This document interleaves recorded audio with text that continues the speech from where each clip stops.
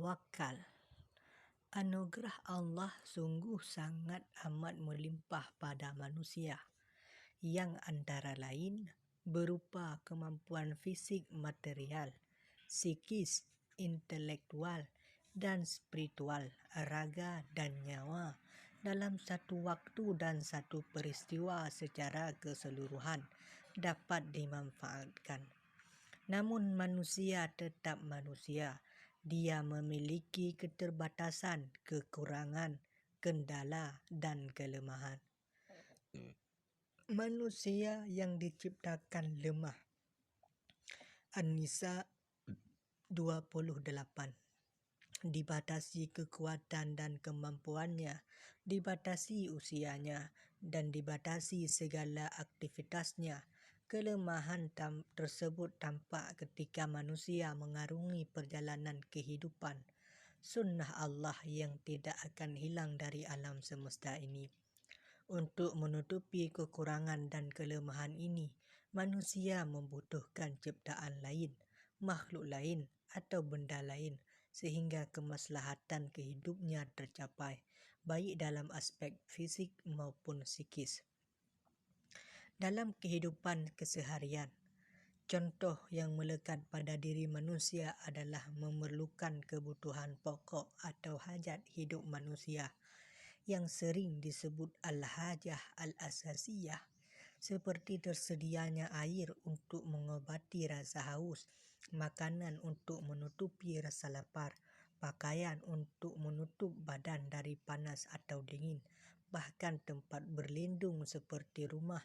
Keperluan utama al-hajah al-asasiyah seperti sandang, pangan, dan papan dapat mengurangi kegelisahan dan kegundahan akibat dari kegoncangan dan ketidaktenangan diri secara fisik. Perut bisa kenyang, kemakmuran dalam hidup bisa tercapai, bahkan perang bisa menang, dan segala kesuksesan lain yang bersifat duniawi bisa diwujudkan.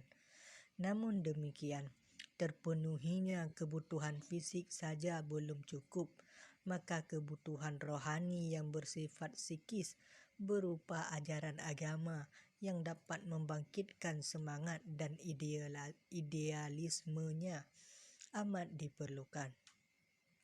Manusia dalam kehidupan pribadi dan sosialnya, bahkan kehidupan ekonomi dan politik yang sehari-hari ia lewati, memerlukan pihak lain.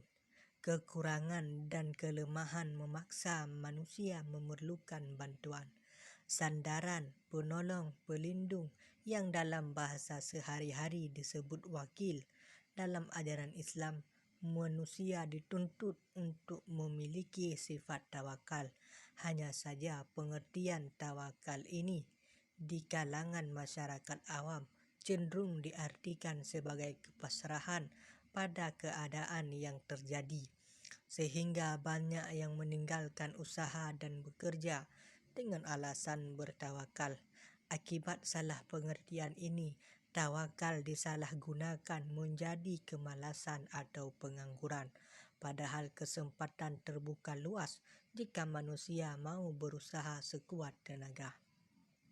Ungkapan tawakal adalah ungkapan agama, ungkapan ruhaniyah yang berkaitan dengan keyakinan seseorang pada Allah dan berkaitan dengan tauhid. Ungkapan ini digunakan ketika seseorang menyerahkan diri kepada Allah, walaupun tidak selamanya. Untuk menunjukkan penyerahan diri pada Allah menggunakan ungkapan tawakal, karena Allah juga menggunakan istilah lain, yaitu ungkapan tafwid yang berarti mengembalikan, yang hanya digunakan sekali dalam Al-Quran dalam bentuk kata kerja tunggal, ufawwidu, aku serahkan, yakni pada surah Ghafir 44. Pada ayat itu disebutkan seseorang berusaha semampunya untuk menasihati Fir'aun dan kaumnya, dan setelah selesai melaksanakan tugasnya, barulah dia berkata kepada Fir'aun, kelak kamu akan ingat apa yang aku katakan kepadamu, dan aku menyerahkan ufawwidhu urusanku kepada Allah. Sesungguhnya Allah Maha melihat hamba-hambanya. Terkadang makna tawakal tidak diungkapkan secara eksplisit dalam Al-Quran. Namun bila dilihat dari makna implisitnya, terkandung makna tawakal. Seperti tercantum dalam berbagai surat dan ayat. Antara lain, Balillahil amru jami'a afalam yai'asil ladzina amanu allaw yasha'ullah lahadan nasa jami'a. Sebenarnya segala urusan itu adalah kepunyaan Allah. Maka tidaklah orang-orang yang beriman itu mengetahui bahawa seandainya Allah menghendaki semua manusia beriman, tentu Allah memberi petunjuk kepada manusia semuanya. Ar-Ra'd 31. Dengan demikian, jelaslah tidak selamanya dalam ayat tercantum makna tawakal secara eksplisit, karena banyak makna ini terdapat dalam ungkapan ayat secara implisit. Bahkan pada surah pertama sampai 3 surah terakhir dalam Al-Quran digambarkan seperti itu. Lafal-lafal basmalah, ta'awud, iyyaka na'budu dan iyyaka nasta'in, Al-Fatihah 5 dan Allahus Samad, dan 2 surah terakhir Al-Falaq dan An-Nas juga dalam ungkapan la haula wala quwata illa billah mengandung makna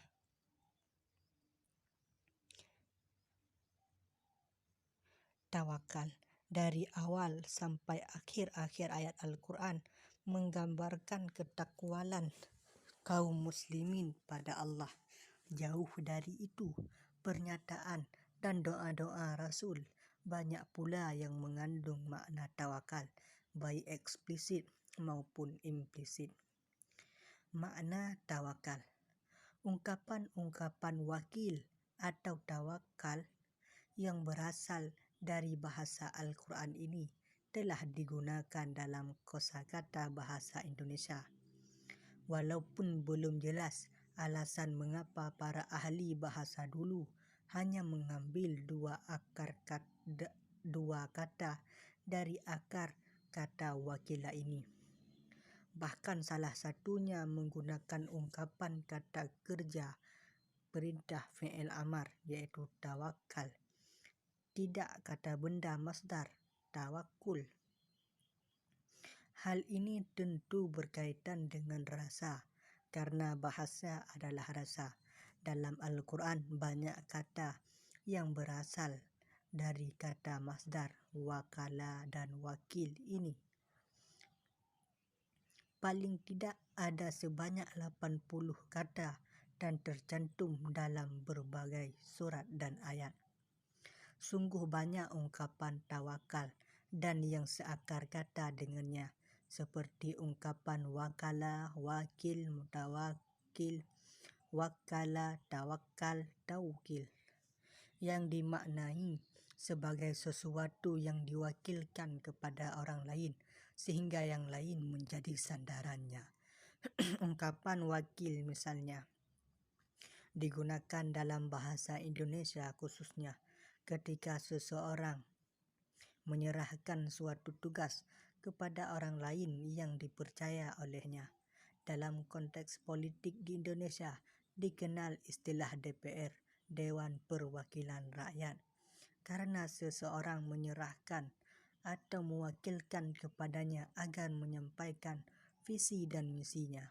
Mereka adalah para peserta pemilu yang menyerahkan urusan politiknya pada orang yang mereka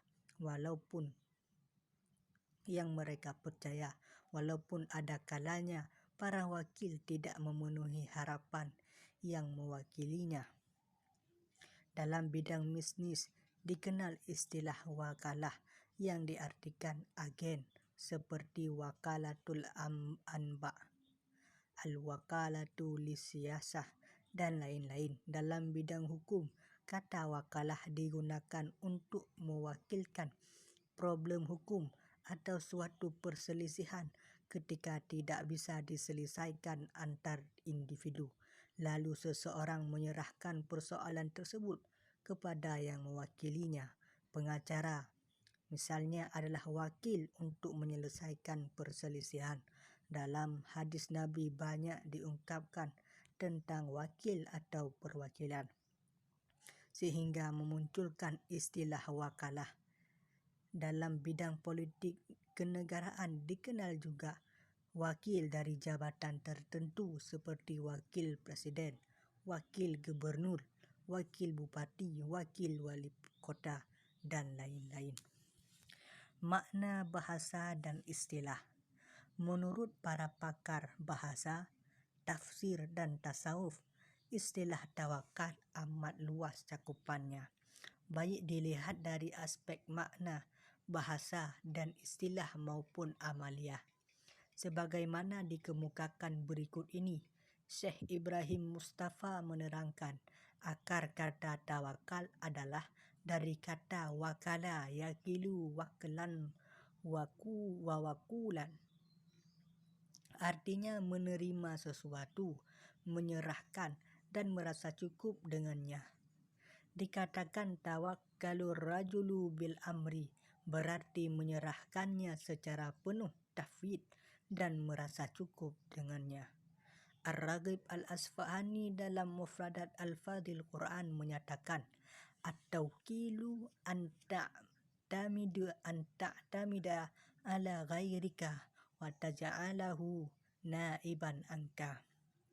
At-tawkil adalah menyandarkan atas selainmu dan menjadikannya pengganti darimu. Al-Qurtubi mengartikan kata wakil